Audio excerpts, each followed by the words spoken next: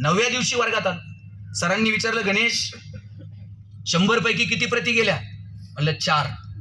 Rahul 8, Santosh 10. Mark मिळवणारी पोरं, पण 20 पेक्षा जास्त प्रती कुणाच्याच गेल्या नाही. ते बोबडं बोलणार पोरग मागच्या बाकावर बसायचं. त्याला विचारलं, तुझ्या किती गेल्या रे? म्हणला, सल 100च्या 100 प्रती विकून आलो म्हटलं. सर म्हटले, केलं काय? मार्केटिंगची कोणती स्ट्रॅटेजी, कोणतं रेफरन्स बुक? मला काहीच नाही. लोकांच्या दालात जायचो, बेल दाबायचो, लोक बाहेर यायची, लोक बाहेर आली की समोर लामायण ठेवायचो आणि सांगायचं, हे लामायण विकत घेता का वाचून दाखवू? लोक म्हणायची, वाचून नको दाखवू, तुझं रामायण विकत घेतो. आता बोबडं बोलणं विकनेस आहे का स्ट्रेंथ आहे? आणि दाबून ठेवला असता तर स्ट्रेंथ ठरला असता का? मग कुणाला घाबरता रे तुम्ही? अजिबात लाजायचं नाही, अजिबात घाबरायचं नाही. भिडायचं संकट आणला आणि आयुष्यात काय करायचंय त्याची मोठी स्वप्न स्वतःच्या जवळ बाळगायची. जीवन एक संघर्ष आहे आणि तो कुणालाही चुकलेला नाही. कृष्णाच्या आयुष्यात कमी संकट होती का? आपल्याला तर संकट जन्माला आल्यावर सुरू झाली. कृष्ण जन्माला यायच्या अगोदरपासून लोक वाट बघत होते, कधी जन्माला येतोय आणि कधी आपण याला मारतोय. याच्यापेक्षा काय दुःख असावं? कृष्ण जन्माला आला, आईच्या अंगावर दूध सुद्धा नाही पिता आलं, उचललं आणि दुसऱ्याच्या घरी नेऊन ठेवलं.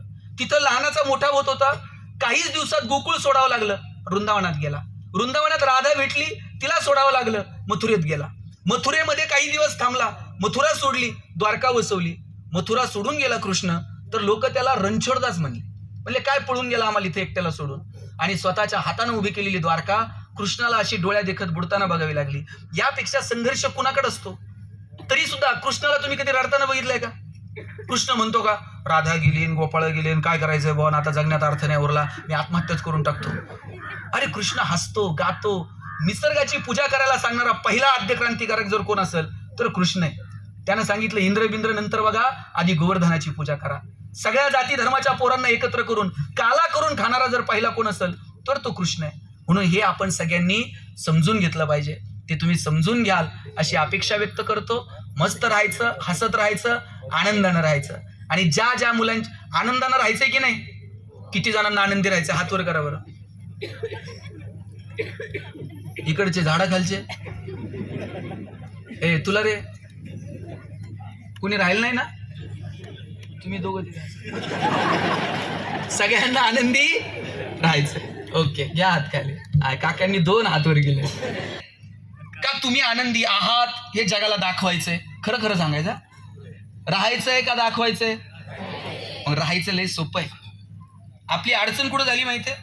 माझा दावा आहे, बहुतांशी लोकांना आनंदी राहायचं नसतं.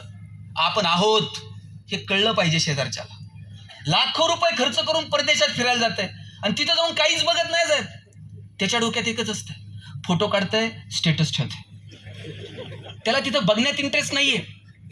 आपण कुठे आहोत हे जगाला कळलं पाहिजे, यात इंटरेस्ट. बरं, स्टेटस ठेवलं तर काही हरकत नाहीये, मोबाईल आहे, ठेवता येत आहे, ठेवलं पाहिजे. पण खरं दुःख कधी माहितीये? ज्याच्यासाठी स्टेटस ठेवलं त्यानं जर बघितलं नाही ना,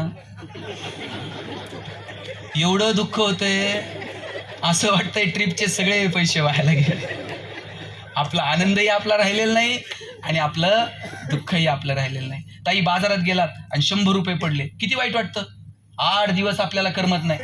गल्लीतल्या सगळ्या बायका गोळा करून सांगणार, 100 पडले, 100 पडले. कसे साठवले होते माझं मला माहीत. परवा शर्ट धुताना त्यांच्या खिशात 50 सापडले होते. असं करून करून कुठं आता 100. एवढं म्हणून थांबत नाही. पुढं म्हणणार, कुणाला सापडले असले तर सापडू, त्याला पचायचेच नाहीत. बरं, हे दुःख लय वेळ नाही बरं का.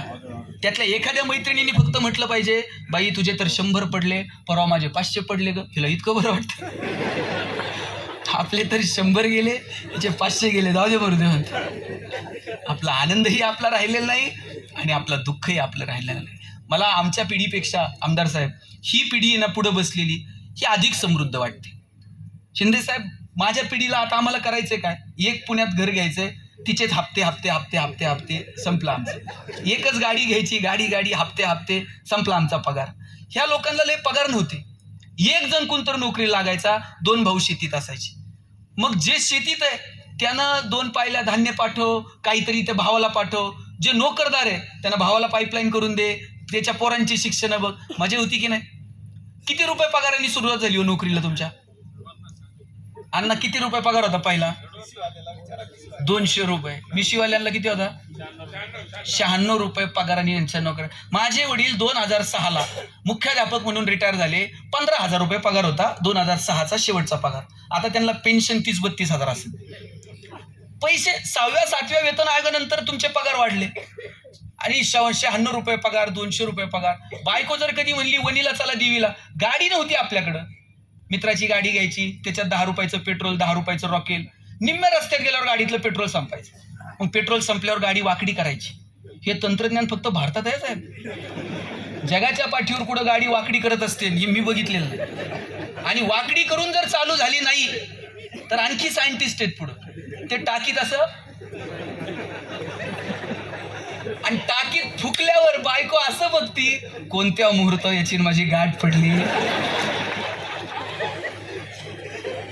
अशात बायकोनं नुसता खांद्यावर हात ठेवू द्याव, कित्येकांच्या गाड्या बिना पेट्रोलच्या वनीला गेल्या. पैसे नव्हते पण आनंद किती होता. आता एसी गाड्यांमधून नवरा बायको फिरतात. बायको तिकडच्या खिडकीतनं तिकडे बघते, नवरा इकडच्या खिडकीतनं इकडे बघते. ड्रायव्हर मधल्या आरशातनं दोघांकडे बघत असतो. ते बोलत का नाही? साधनं वाढत गेली पण आनंद कुठे होरपळून गेला हे मात्र कळलं नाही. आनंद जर पाहिजे असेल तर तुम्हाला निसर्गाच्या कुशीतच यावं लागेल. तुम्हाला तुमची नाळ निसर्गासोबत जोडून ठेवावी लागेल. आणि म्हणून मस्त जगा, आनंदानं जगा. मी माझ्या प्रत्येक भाषणाच्या शेवटी सांगतो, हसत राहा.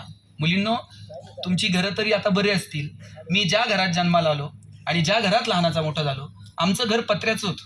बरं, आमचा पत्राही असा होता, वर हात केला का पत्र्याला हात लागायचा. मी आईला म्हणायचो, आई कॉलनीत सगळ्यांची घरं स्लॅबची आणि आपलंच एकटं पत्र्याचं का? आई म्हणायची, तुझे वडील शिक्षक आहेत म्हणून घर पत्र्याचं. म्हणलं, शासनाचा GR आहे का शिक्षकांनी स्लॅबची घरं बांधायची नाही? ती म्हणायची, तू नशीबवान आहेस पत्र्याच्या घरात जन्माला आला. मी म्हटलं का? ती म्हणायची, बघ घर गरम व्हायला लागलं का तुला कळतं आता उन्हाळा सुरू झालाय. घर गळायला लागलं का तुला कळतं पावसाळा सुरू झालाय. शेजारच्या स्लॅबच्या घरात उन्हाळा कळत नाही, पावसाळा कळत नाही. खास ऋतूंची ओळख व्हावी म्हणून भूगोल शिकवणाऱ्या तुझ्या बापानं असलं मॉडेल उभं केलं. पैसे नव्हते पण आनंद मात्र भरभरून होता. वडिलांनी जर लवंगी फटाकड्याचा पुडा आणला ना दिवाळीला, आम्ही अख्खी लडकधी एक खटी वाजवली. एक एक फटाका सुट्टा करून वाजवण्यातली मजा काय असते ती जळून अनुभवली. पुण्यात शिकायला गेलो. आई नगरवरून जेवणाचा डबा पुण्यात पाठवायची. शिवाजीनगरच्या स्टँडला ताई 9:30 वाजता डबा यायचा. 9:30 वाजता जर शिवाजीनगरला पुण्यात डबा येत होता तर 6च्या गाडीनं नगरून दिला असेल. 6च्या गाडीला जर आईचा डबा तयार होता, पहाटे 4ला उठली असेल, पीठ मळलं असेल, भाकर थापली असेल, तिच्या हाताचा स्पर्श पिठाला झाला असेल, चतकोर सुद्धा भाकर कधी फेकून दिली नाही. आणि माहीत होतं आई पहाटे उठून डबा तयार करते.